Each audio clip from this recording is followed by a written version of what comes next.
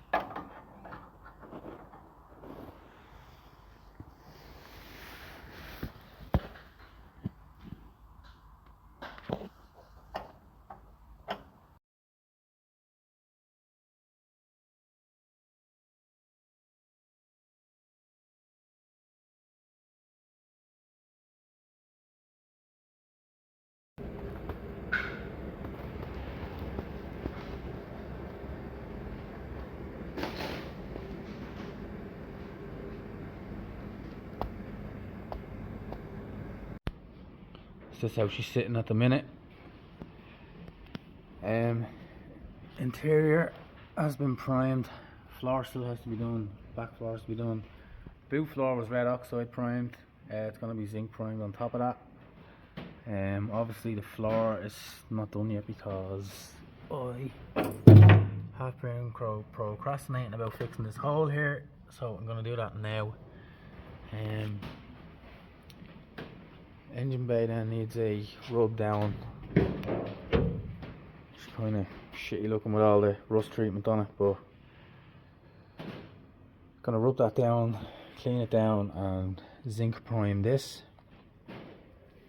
Inside of the car was epoxy primed, literally to stop the red paint turning the new white paint pink. So that's the reason it's being grey primed.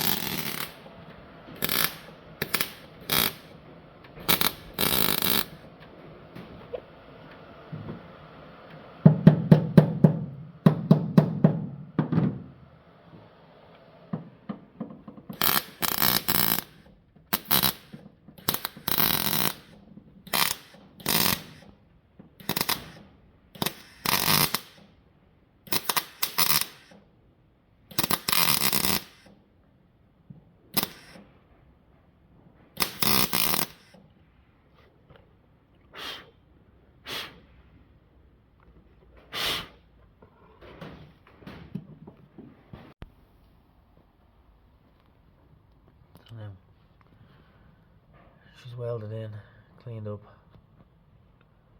I think next job now is to give the car a rub down inside and in the engine bay and prime it up.